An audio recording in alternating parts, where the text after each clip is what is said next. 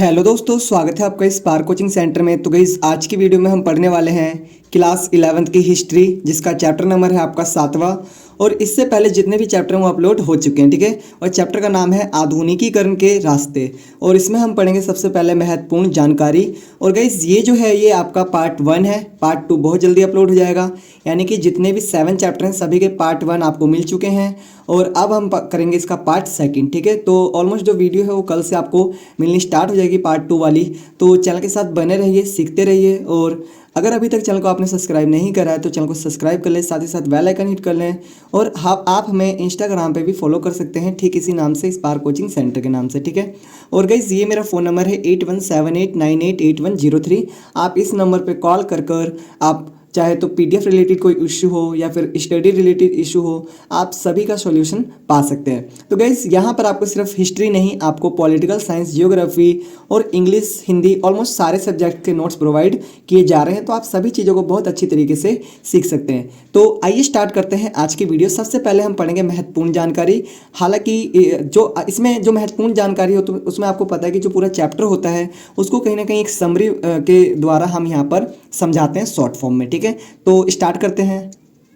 तो देखिए, पहला दिखा रखा है, एशिया के 2 देश चीन और जापान ने आधुनिकीकरण के लिए संघर्षरत थे और उन्हें आगे चलकर सफलता भी प्राप्त हुई। देखो, एशिया के 2 देश हैं, एक आपका चीन और आपका जापान। कहीं ना कहीं आप देखोगे आज आधुनिकीकरण के जो युग है, जैसे कि आज के डेट में जो चीन है और जो आपका जापान है कितना डेवलप है, उसका रीज़न है कहीं ना कहीं उन्होंने संघर्ष पहले से ही इसका स्टार्ट कर दिया था, जिसके कारण आज वो आधुनिकीकरण के जो रास्ते हैं उनमें आज सफल हैं वो, ठीक है। कहने का मतलब यहाँ से ये है कि जो जिस चीज़ के लिए संघर्ष करता है एक दिन उसमें सफल हो जाता है, ठीक है। लाइफ भी ऐसी है, आप जिस चीज़ के लिए आज मेहनत करेंगे कल वो चीज़ आपको मिल जाएगी, लेकिन आपकी मेहनत ट्रू होनी चाहिए। आप मेहनती बनिए, संघर्ष करिए और संघर्ष से हार मत मानिए, ठीक है। देखो, एक कहावत है कि संघर्ष नहीं जिनके जीवन में वो लोग बड़े अभागे होंगे, या तो रन को छोड़ा होगा, सॉरी, या तो प्रण को छोड़ा होगा या फिर रन से भागे होंगे, ठीक है। यानी कि कहीं ना कहीं जो व्यक्ति है, देखो, जिसके लाइफ में संघर्ष आता है कहीं ना कहीं वो व्यक्ति बहुत मजबूत बनता है और कहीं ना कहीं लाइफ में सक्सेसफुल बनता है। बस उसकी डायरेक्शन ठीक होनी चाहिए, मेहनती होना चाहिए, हार्ड वर्कर। तो अगर आप भी स्टूडेंट के रूप में हैं तो कहीं ना कहीं आप मेहनत करिए। आप ये मत देखिए कि मेरा फल क्या होगा, एक दिन आप जरूर लाइफ में सफल होंगे अगर आप सच्चे दिल से मेहनत करेंगे तो, ठीक है। संघर्ष जिसके जीवन में रहता है सफलता उसको एक दिन जरूर मिलती है। हाँ, देर सवेर हो सकती है लेकिन मिलेगी जरूर, ठीक है। तो मेहनत करते रहिए और पढ़ते रहिए। आगे दिखा रखा है, चीन एक विशाल महाद्वीपीय देश है। इसमें कई तरह के जलवायु क्षेत्र हैं। इसका सबसे प्रमुख जातीय समूह हान है तथा प्रमुख भाषा चीनी है। देखो, जो आपका चीन है वो कहीं ना कहीं एक विशाल महाद्वीपीय देश भी है, ठीक है। और इसमें कई तरीके की जलवायु पाई जाती है जैसे आपके भारत में है। इसका सबसे प्रमुख जो जातीय समूह है वो क्या है, हान है, तथा प्रमुख भाषा क्या है, यहाँ की चीनी भाषा है, ठीक है। समझ में आ गया। चलिए आगे देखिए, बता रखा है तीसरा पॉइंट, चीन के विपरीत जापान एक द्वीप श्रृंखला है। जो जापान है वो, चीन तो एक देश है, ठीक है, एक महाद्वीपीय देश है, लेकिन जो जापान है वो एक श्रृंखला है द्वीपों का, छोटे छोटे द्वीपों का है, श्रृंखला है, ठीक है, जिसमें 4 बड़े द्वीप समूह हैं, होन्शु, क्यूशु, शिकोकू और होकाइदो, ठीक है। ये क्या है, 4 उसके द्वीप समूह हैं, ठीक है। इन्हीं से क्या बनता है, आपका जापान बनता है, ठीक है। जैसे वेस्ट इंडीज है ना, उसी तरीके से आपका जापान भी है। नेक्स्ट दिखा रखा है, जापान में 1870 के दशक से नई विद्यालय व्यवस्था का निर्माण हुआ। देखो, जापान है, वहाँ पर 1870 में ही क्या हो गया था कि एक नई विद्यालय व्यवस्था का निर्माण हो गया था। लड़के और लड़कियों के लिए स्कूल जाना अनिवार्य हो गया था। मतलब वहाँ पर क्या था कि लड़के हो चाहे लड़की हो, वहाँ पर क्या है, सभी स्कूल जाएंगे। जैसे भारत में पहले भेदभाव होता था ना कि सिर्फ लड़के ही पढ़ेंगे, लड़कियों को अधिकार नहीं है, लेकिन चीन में ऐसा नहीं हुआ, सॉरी, जापान में ऐसा नहीं हुआ। जापान में 1870 से ही क्या लागू हो गया कि लड़का और लड़की दोनों पढ़ेंगे, तथा किताबों के माध्यम से माता पिता के प्रति आदर, राष्ट्र के प्रति वफादारी तथा अच्छे नागरिक बनने का पाठ पढ़ाया जाने लगा। मतलब वहाँ पर सबसे पहले जो शिक्षा दी जाती है वो दी जाती है कि माता पिता का आदर कैसे करना है, राष्ट्र के प्रति वफादार कैसे होना और अच्छा नागरिक कैसे बनना चाहिए, ठीक है। ऐसी व्यवस्था वहाँ पर की गई है। और कहीं ना कहीं आप आज देखें तो चीन सक्सेसफुल है, उसका रीज़न यही है कि वहाँ के जो नागरिक होते हैं वो आदर सम्मान करते हैं अपने देश का भी और अपने माता पिता के भी, और एक जो राष्ट्र के प्रति वफादारी होती है वहाँ पर देखने को मिलती है, ठीक है। आगे देखिए, बता रखा है, डायट जापानी संसद का नाम है और यह जर्मन विचारधारा पर आधारित थी। जो डाइट है वो जापानी जो संसद थी उसका नाम है और कहीं ना कहीं इसकी जो विचारधारा थी वो किस पे आधारित थी, जर्मन विचारधारा पे। समझ में आ गया। चलिए गाइस, अगर वीडियो अच्छी लगे, कुछ समझने को मिले, कुछ सीखने को मिले तो प्लीज़ चैनल को सब्सक्राइब जरूर करिए और अपने दोस्तों को भी भेजिए और उन्हें भी थोड़ा सा सजेस्ट करिए कि इस चैनल के माध्यम से पढ़े। अगर चीज़ें अच्छी लगे तो बिल्कुल सब्सक्राइब करें, अगर नहीं अच्छी लगे तो कोई बात नहीं, ठीक है। देखिए नेक्स्ट दिखा रखा है, चीन में 1911 में मंचू शासन के पतन के बाद गणराज्य की स्थापना हुई। जो चीन है वहाँ पर मंचू का शासन था, उसके पतन के बाद क्या हुआ कि गणराज्य की स्थापना हुई। इसकी घोषणा 1 जनवरी 1912 ईस्वी को की गई। मतलब जो इसकी घोषणा थी कब की गई थी, जो स्थापना की वो की गई थी आपकी 1912 में, ठीक है। नेक्स्ट दिखा रखा है आपका 1970 के दशक तक जापान ने अपना पुनर्निर्माण कर लिया और प्रमुख आर्थिक शक्ति बन गया। देखो 1970 तक जापान ने क्या कर लिया, अपना पुनर्निर्माण कर लिया और कहीं ना कहीं क्या बन गया, आर्थिक शक्ति बन गया, ठीक है। आप देख ही रहे हैं आज जापान को कहाँ से कहाँ पहुँच गया है। आगे दिखा रखा है, आज चीन और जापान एशिया के 2 बड़े संपन्न देश हैं। और आज अगर हम संपन्न देशों की बात करें तो चीन और आपका जो जापान है वो कहीं ना कहीं संपन्न देशों में आते हैं।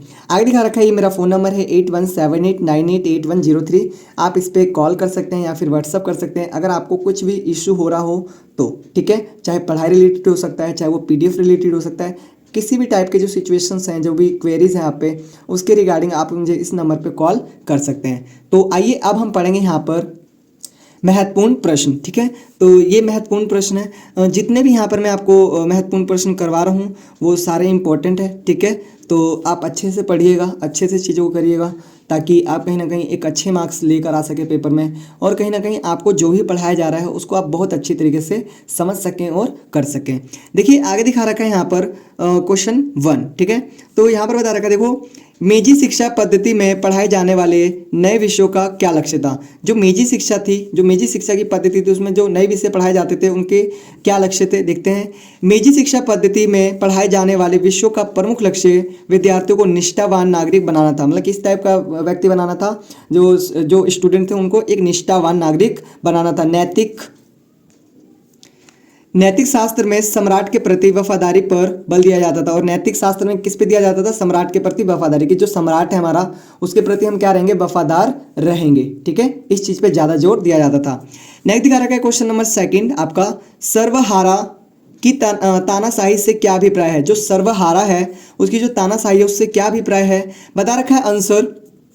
सर्वहारा की तानाशाही की अवधारणा कार्ल मार्क्स की देन है। जो सर्वहारा की जो तानाशाही है उसकी जो अवधारणा है वो किसके द्वारा दी गई है, कार्ल मार्क्स की देन है।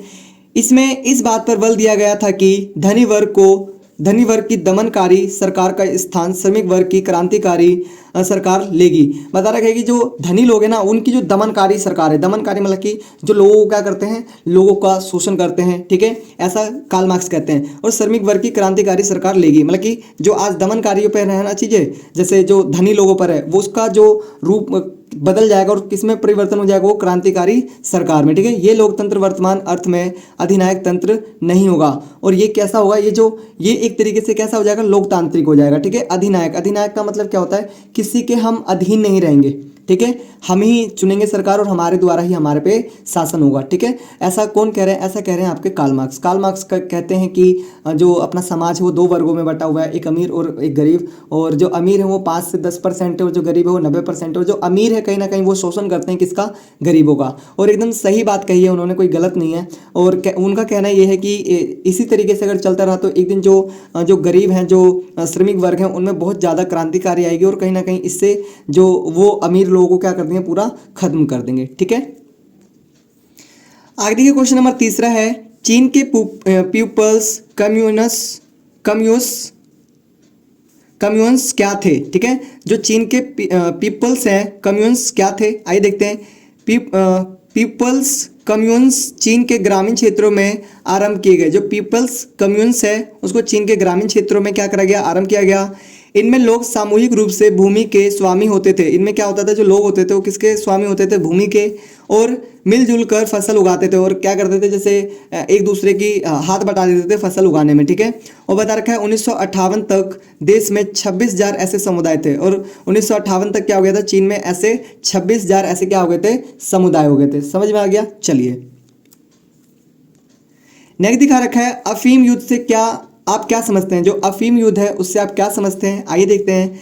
बता रखा आंसर, जब ब्रिटेन ने चीनियों पर अफीम थोप दी, जब ब्रिटेन ने क्या करा, चीनियों पर अफीम थोप दी, तो दोनों शक्तियों में युद्ध छिड़ गया। और दोनों शक्तियों में क्या हो गया? युद्ध छिड़ गया। इस युद्ध को अफीम युद्ध का नाम दिया गया। और इसी युद्ध को किसका नाम दे दिया गया? अफीम युद्ध का। ठीक है, पेपर में क्वेश्चन आया हुआ है और ऐसे ऐसे क्वेश्चन बच्चों को लगते हैं कि बाहर से पूछ लिए गए, हालांकि बुक में दिया हुआ है, पढ़िएगा तो आपको पता लगेगा। और ऐसे ऐसे क्वेश्चन पेपर में पूछते हैं, फिर बच्चा सोचता है यार ये तो मुझे आता ही नहीं है, क्योंकि ऐसा इसलिए होता है क्योंकि बच्चे ने पढ़ा ही नहीं है। ठीक है, एक्चुअल में इन क्वेश्चंस को इतना डीपली नहीं पढ़ा है। तो आप इस चैनल के माध्यम से बहुत अच्छी तरीके अपनी प्रिपरेशन कर सकते हैं और कहीं ना कहीं और भी बेहतरीन तरीके से आपको नेक्स्ट ईयर हम प्रिपरेशन करवाएंगे। तो अगर अभी तक आपने चैनल को सब्सक्राइब नहीं करा है तो चैनल को सब्सक्राइब करें, साथ ही साथ बेल आइकन हिट करें, ताकि इसी तरीके की बेहतरीन वीडियोज़ मैं आपके लिए यहाँ पर लाता रहूँ। नेक्स्ट दिखा रखा है क्वेश्चन नंबर 5वां, चीन में बॉक्सर विद्रोह का कारण क्या था? जो चीन है आपका, उसमें जो बॉक्सर विद्रोह है उसका कारण क्या था? आइए देखते हैं आंसर। 19वीं शताब्दी में जब चीन में साम्राज्यवादी देशों में विशेषाधिकार की प्राप्ति के लिए छीना झपटी चल रही थी, तो उन्हें उन दिनों विदेशी शक्तियों के विरोध जो चीनी युवकों का विद्रोह उठ खड़ा हुआ, उसे बॉक्सर विद्रोह कहा जाता है। मतलब कि कह सकते हैं कि जो 19वीं शताब्दी जब चीन के साम्राज्यवादी देशों में क्या हो गया कि विशेषाधिकार की प्राप्ति के लिए छीना झपटी चलने लगी। एक विशेषाधिकार होता है ना किसी को, तो उसके लिए क्या होने लगे? छीना झपटी। ठीक है, उन दिनों क्या हुआ? उन्हीं दिनों जो विदेशी शक्तियों के विरुद्ध जो चीनी युवक थे ना, वो जो विद्रोह कर रहे थे, उन्हें क्या कहा गया था? बॉक्सर विद्रोह कहा गया था। समझ में आ गया? चलिए आगे देखिए। छठा, युद्धोत्तर चमत्कार क्या है? युद्धोत्तर चमत्कार क्या है? आइए देखते हैं। अमेरिकी नियंत्रण के दौरान जापान का विसैन्यीकरण कर दिया गया और एक नया संविधान लागू किया गया।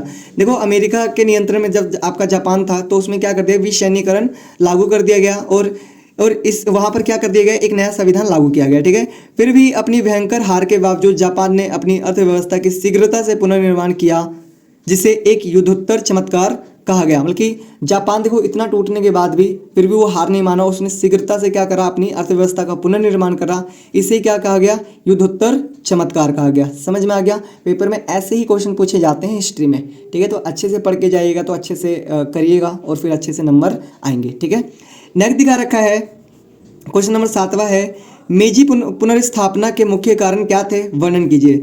जो आपका बता रखा है मेजी जो पुनर्स्थापना है उसके जो मुख्य कारण क्या थे और बता रखा है उसका वर्णन करना है। ठीक है, तो गाइस इसका जो आपको आंसर है वो पार्ट 2 में मिलेगा। तो ये पार्ट 1 था। 8178988103 ये मेरा कॉन्टैक्ट नंबर है, यही व्हाट्सअप नंबर है।